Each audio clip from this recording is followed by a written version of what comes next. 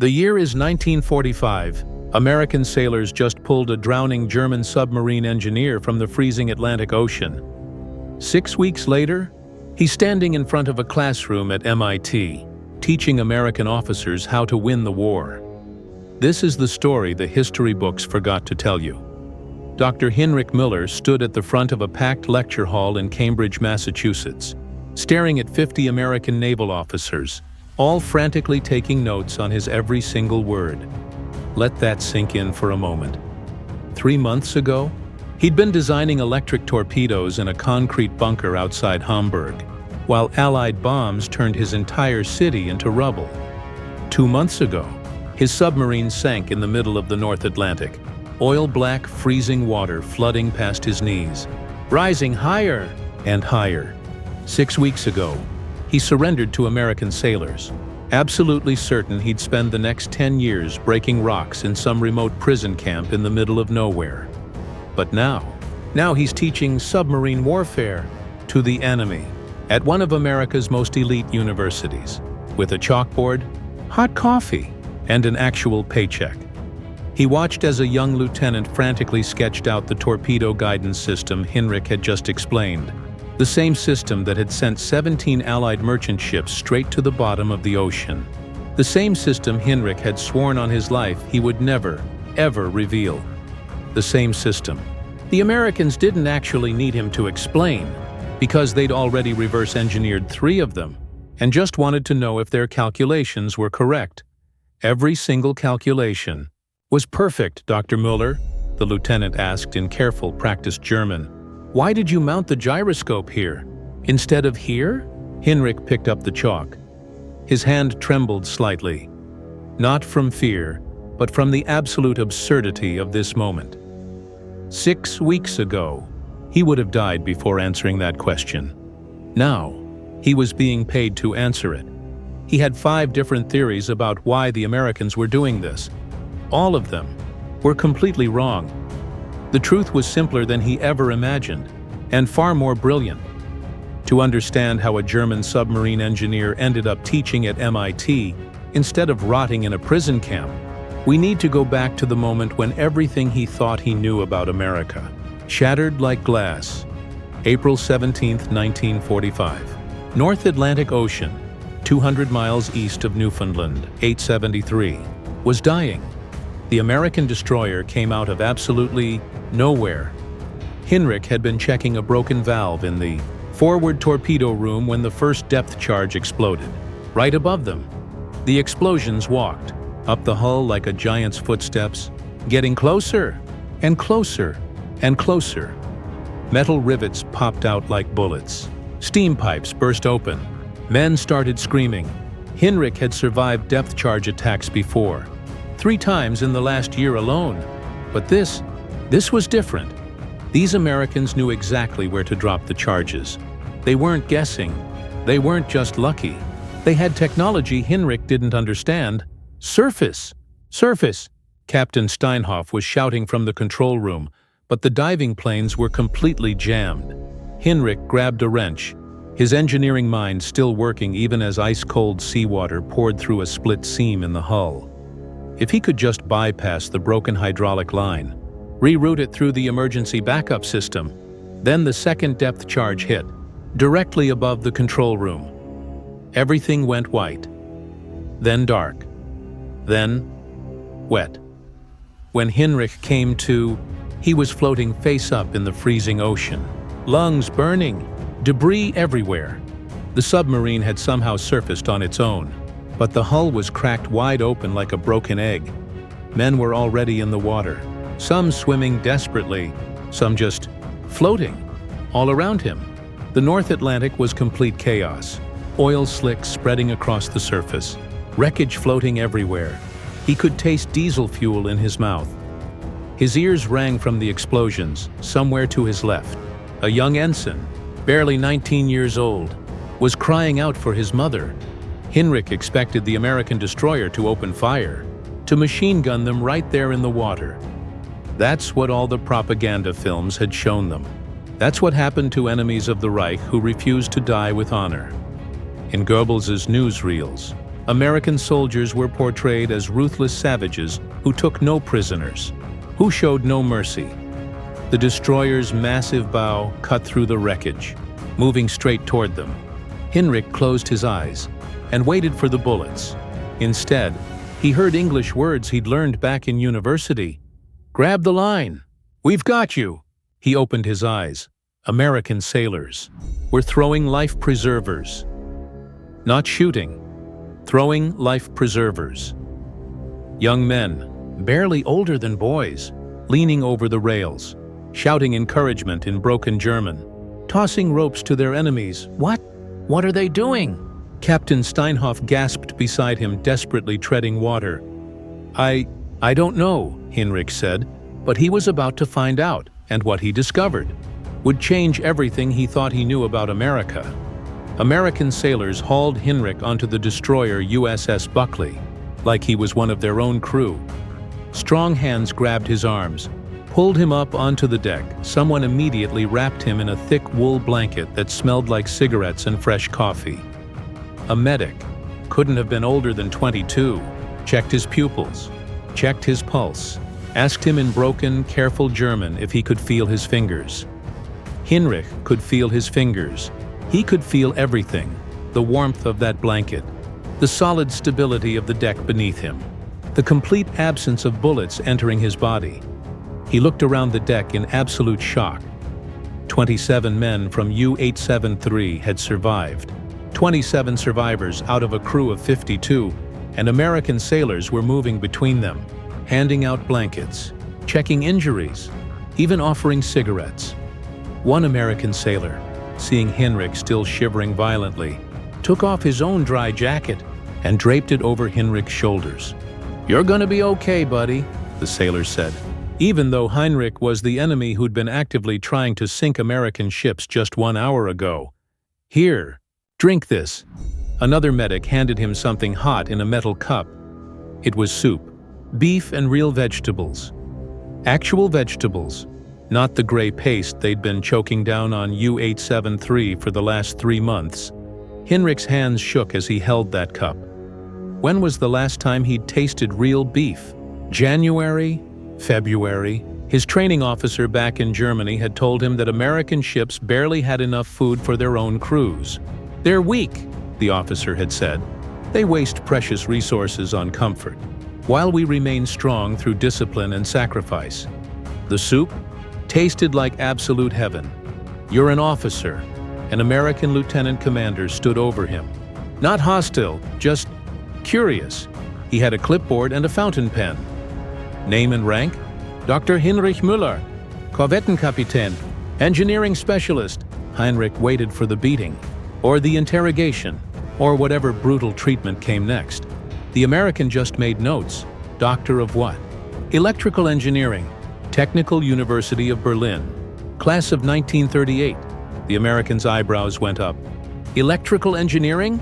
What's your specialization?" This had to be some kind of trick.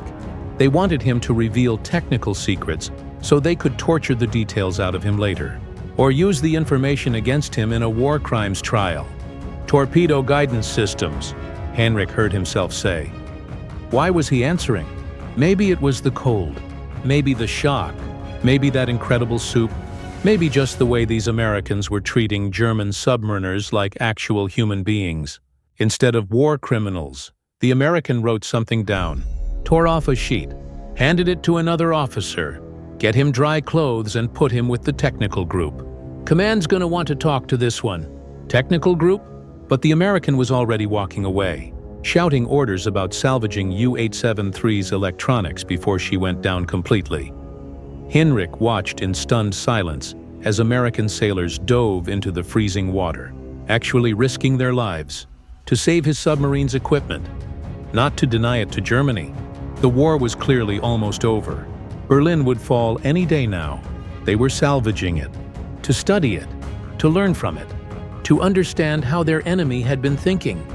"This is how they're winning," Hinrich whispered to Captain Steinhoff, who sat wrapped in a blanket beside him, drinking his own cup of soup.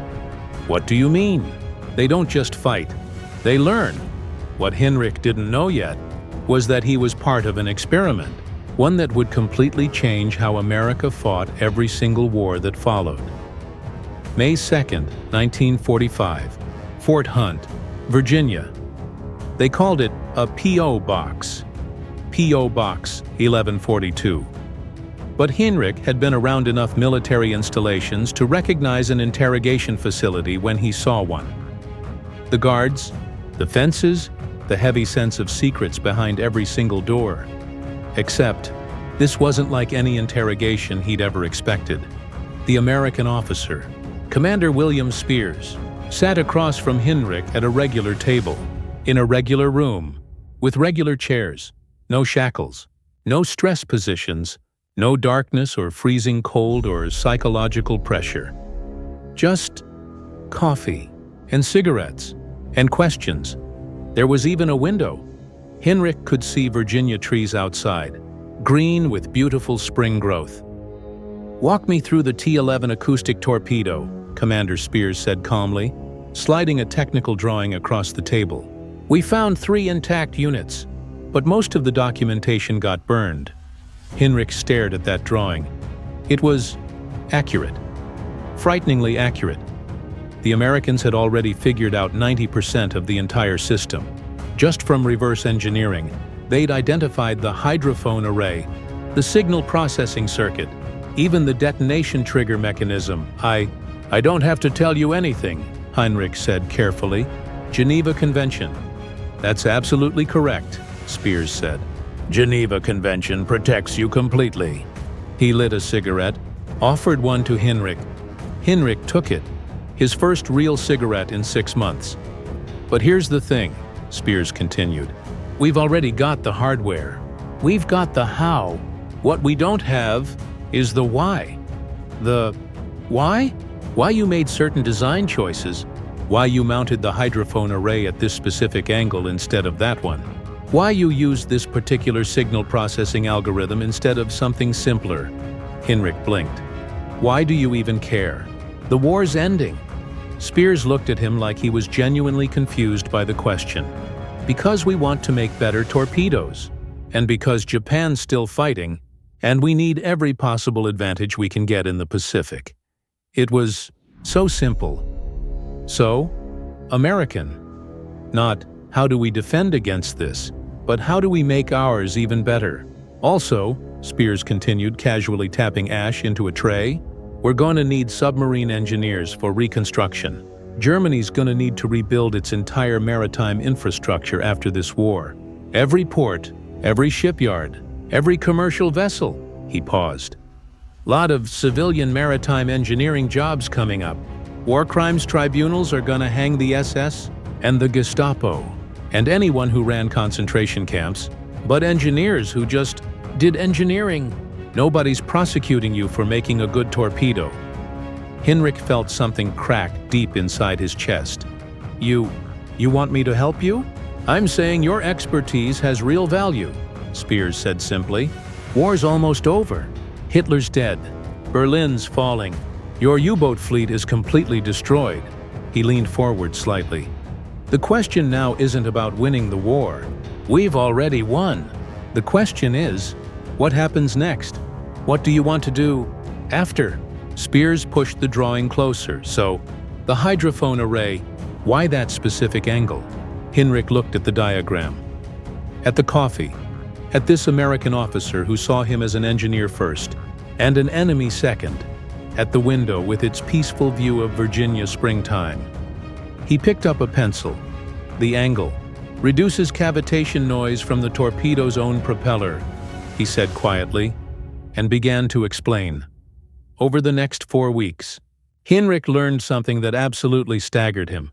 The numbers he discovered explained everything about why Germany lost, and they weren't what he expected at all. May 15, 1945.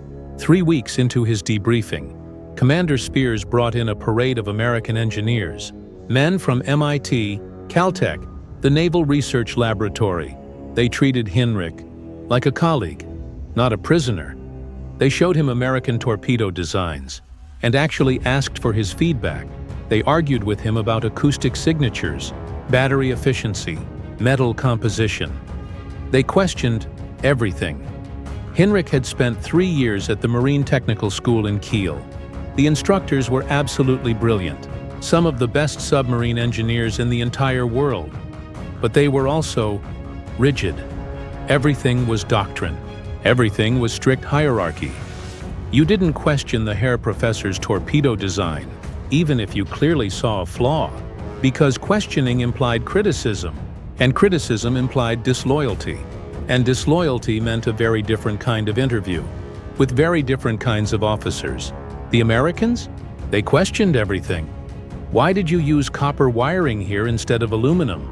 An American engineer asked during a technical briefing. Weight savings, Hinrich explained. Aluminum's lighter, but copper conducts electricity better. But doesn't the resistance loss cost you efficiency? In Germany, Hinrich would have simply said, those were the specifications, and moved on. To question specifications was to question authority itself.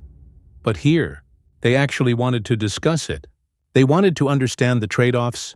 Yes, Hinrich admitted, we lost about 3% efficiency, but the weight savings let us carry more battery capacity, which gave us longer underwater endurance overall. For the Atlantic convoy routes, endurance mattered more than raw efficiency. The American made detailed notes. What if you used copper, but reduced battery capacity slightly to compensate for the weight? They spent an entire hour gaming out different variations, not because there was still a war to win. Germany had surrendered 3 weeks ago, but because they genuinely wanted to understand the engineering problem itself. They wanted to know not just what worked, but why it worked, and what might work even better. This, Hinrich realized with sudden clarity, was America's real secret. They didn't just have more resources. They had more minds working on problems, and those minds were completely free. Free to think, free to question, free to fail and try again. June 1st, 1945, 6 weeks after his capture, a young MIT engineer named Patterson pulled Hinrich aside after a technical session. Commander Spears says you might be interested in some teaching work, Patterson said casually. MIT's gonna need submarine warfare instructors for the Naval training program. Hinrich blinked. MIT? The Massachusetts Institute of Technology? Yeah, you'd be perfect. PhD from a top technical university. Combat experience. Design background? Patterson said it like it was completely obvious. Like enemy engineers became American professors every single day. Pays decent. Housing stipend included. Cafeteria's not bad. Cambridge is really nice in the fall. I'm a prisoner of war. Yeah, right now, Patterson shrugged. But Spears is working on this technical parole program. Couple other German engineers are already in the pipeline. Navy needs expertise for the Pacific campaign. And for whatever comes after. After. There was going to be an after. Hinrich had been so focused on survival, on just making it through each day, that he hadn't really thought about after. Think about it, Patterson said, handing him a folder with MIT information. Classes start in September. June 15, 1945. Cambridge, Massachusetts. Commander Spears kept his word. Hinrich wasn't sent to a prisoner camp. American officials put him on something called technical parole. He had a small apartment near campus. Just one room, but it was his, and it had heat and running water. He had a library card, a meal ticket for the cafeteria, and a teaching schedule. His first lecture was on submarine pressure hull design. Hinrich had expected hostile students. He was, after all, about to teach men whose brothers and friends might have died from German torpedoes. But when he walked into that lecture hall, it filled with officers who'd brought notebooks, who asked technical questions, without a single trace of personal hatred. They wanted to know about stress calculations, about welding techniques, about the German approach to silent running. They took notes like their lives depended on it, because they did. Some of these men would be commanding submarines in the Pacific within months. After class, a young lieutenant approached. He stood by Hinrich's desk for a long moment, not speaking. The lieutenant's jaw worked silently. His hands clenched and unclenched. "Dr. Müller," he finally said, "my brother was on a destroyer that got hit by a T-11. Atlantic convoy duty, February 1944. Hinrich's stomach dropped. His throat went tight. How many brothers had his torpedoes killed? How many sons? How many fathers? He survived, the lieutenant continued quietly. But 23 men didn't. I'm so sorry, Hinrich managed. The lieutenant nodded slowly. I wanted to understand how the targeting worked, because we need to design better countermeasures. My brother's still out there, still on convoy duty. I want to make sure what happened to his ship doesn't happen again. He wasn't angry. He wanted to learn. He wanted to protect his brother. Hinrich explained the acoustic signature recognition algorithm in detail. The lieutenant listened carefully, asked smart questions, took detailed notes. By the end, he was sketching out potential jamming technologies, ways to confuse the acoustic sensors, ways to save lives. "We might have something here," the lieutenant said thoughtfully. He looked up. "Thanks for your time, Doc." He offered his hand. Hinrich shook it. Hinrich stood alone in that lecture hall afterward, trying to process what had just happened. This American's brother was alive because he got lucky, and the American had just thanked him for explaining the weapon so they could prevent future deaths. This wasn't just smart intelligence work. This was something deeper. Something about how Americans thought about problems and solutions. Dr. Patricia Wilson, an MIT physics professor, explained it over lunch in the faculty cafeteria. Hinrich had been nervous about eating with American faculty, but Wilson had specifically invited him. She was in her 40s, sharp-eyed, direct. "You have to understand American engineering culture," she said, stabbing her fork at a piece of meatloaf. "We don't care if an idea came from Germany, Britain, Japan, or Mars." She pointed the fork at him for emphasis. "If it works, we want to know how and why. If it doesn't work, we want to know why not."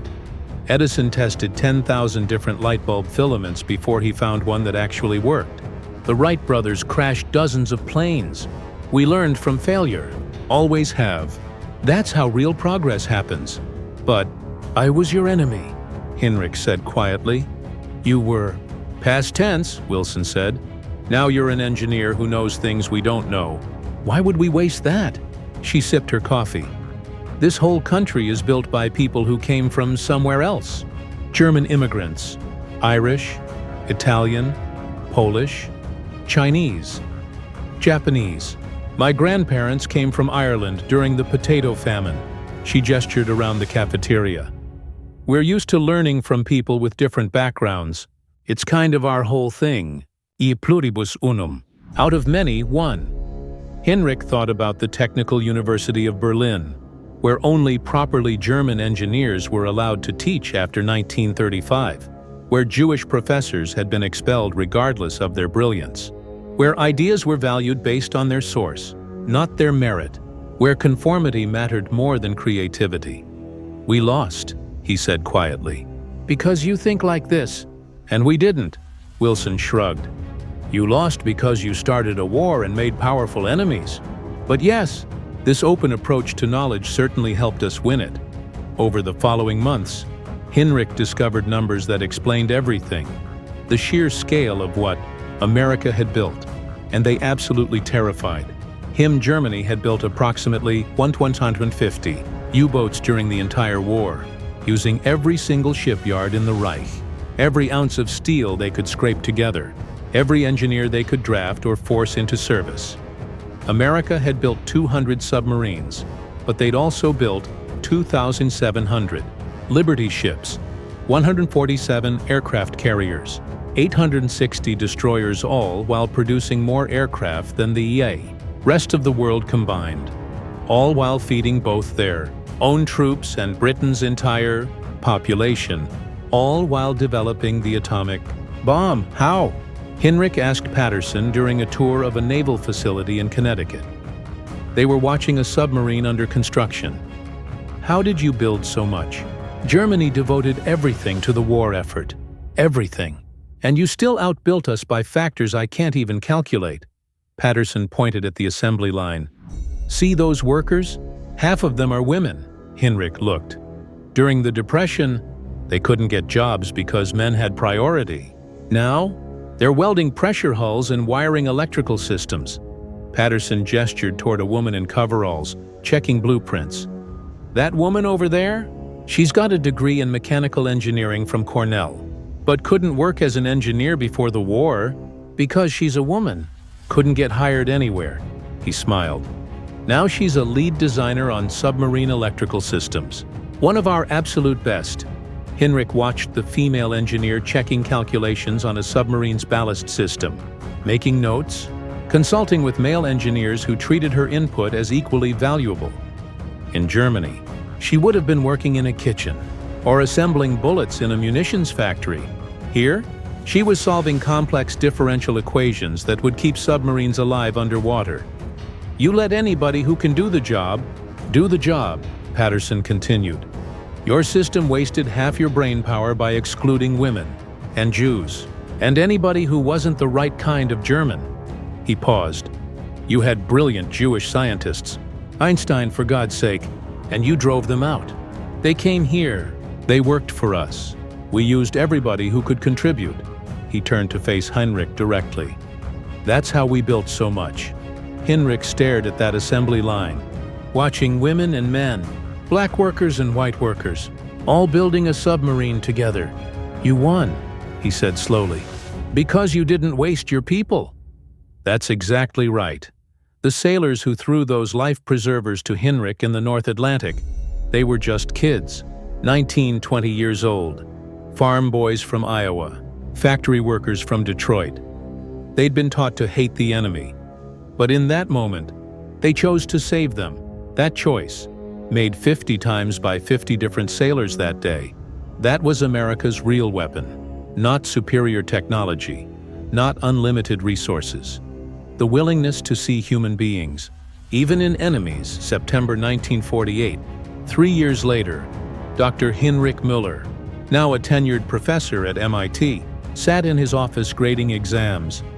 His English was completely fluent now, barely a trace of accent left.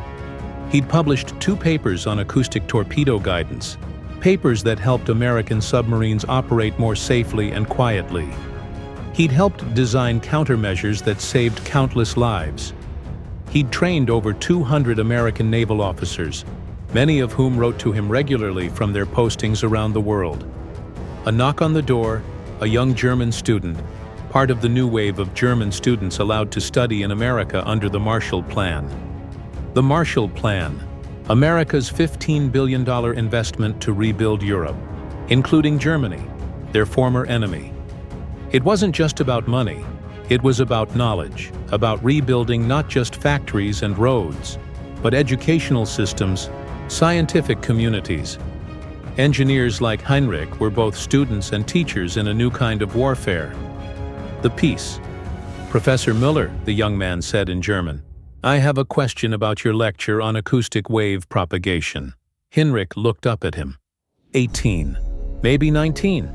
The same age Hinrich had been when he started at the Technical University in Berlin, full of pride in German engineering superiority, convinced that German science was the best in the world. Come in, Hinrich said warmly. They spoke for an hour. About engineering, about creativity, about the freedom to question and experiment and fail and try again, without fear of political consequences. The young man had grown up in the ruins of Hamburg, had seen firsthand what certainty and rigid thinking had cost Germany. Why did you stay in America? The young man finally asked. You could have gone home after the war, helped rebuild Germany directly. Hinrich looked out his office window at the campus. Students walking between classes. American students, German students, British students, even a few Japanese students now that the occupation was easing. Laboratories where American and German and Japanese and British engineers worked side by side on problems nobody could solve alone. Because I learned what Germany forgot, he said quietly. Engineering isn't about national pride or following orders. or building weapons to prove you're superior. He turned back to the student. It's about solving problems. And you solve problems by bringing the best minds together, regardless of where they're from or who they used to fight for.